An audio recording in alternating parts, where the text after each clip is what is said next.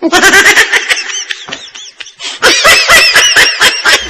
ita mun dace, bana tare da ita sai raina ya ɓace. Ta haɗu kaman hadari, without her raina yana cikin haɗari. Soyayya na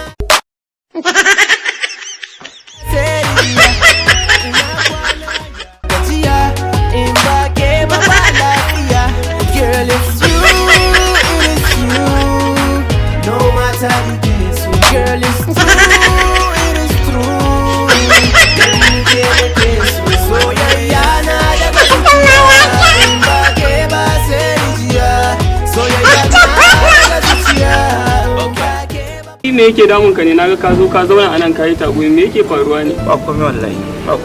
A'a ba ka isa ka ce mun ba komai.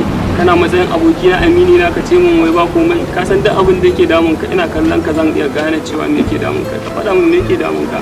Ka san me matsalar? A'a sai ka faɗa. Wallahi tallahi ka ganin nan Allah ya jarabce ni da san mata. Ina matuƙar san mata wallahi tallahi. Kuma idan na gansu idan na je ban san me zan iya faɗa mata ma fara kula da ba. Kai yanzu wannan shine matsalar ka kawai? Wallahi shine ɗazuma na ga wasu 'yan mata sun fita sun wuce. Kowace ta zo ta burge ni. Wata yarinya fa da wani ɗan fari ta. Kuma ya ji ba ina kallo haka. Aba da Allah. Kuma baka tashi ka je ka mata bayani ai cewa kana son ta? In na je ban san me zan ce mata ba. A'a ba ka bari wannan in dai dan wannan ne damuwa ka bari ni zan koya ma bi yarinyar da kake so ka je ka same ta in dai dan wannan ne kakka damu. Ka zo mu je zan koya ma yadda za a yanzu mu je tana ina ne. Da Allah za ku koya mu sosai ma kuwa. Dan Allah. To ai abota ta fi karfin wasa. To haka ne fa. Shi ya aboki na. Kai ai ka faɗa ma kai kakka da mutu ba damuwa. Ina za nuna ma yace in ka je gaban mace yace za ka tsara ta. Ka gane ai. Ka fara yin mana. to shikenan.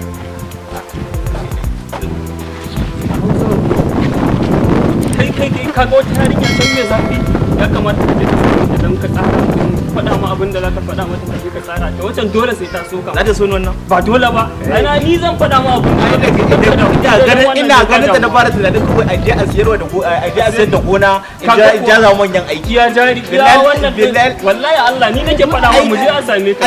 Aiki zan ja za yanzu bari an faɗa ma abin da za ka je ka faɗa mata.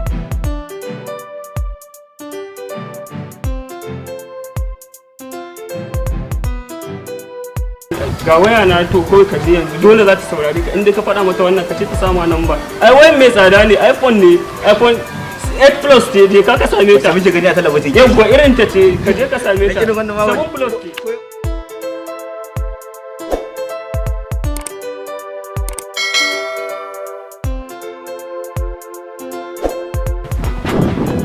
Salamu alaikum. Amina alaikum. Barka gida ya mata. An yi lafiya? Lafiya na. Da Allah ya sunanki. To, haka kwatsam kawai ya. Yi wallahi ina ganin ki ne wallahi wani aboki ya nuna min da lallari kawai na ga mun dace da ke kawai na zo san yadda za a yi kawai da yanzu dai kawai. To shi kenan. Sunana Aisha. Sunanki Aisha? Da babban suna ke nan sunan karfa kakanmu. Dan Allah. Wallahi talla sunan karfa kakanmu. Yanzu dai da Allah umma da maki dan samun nan baki mana. To ai ni ba waya a hannuna shine matsala. Ba waya a nike yanzu? Eh.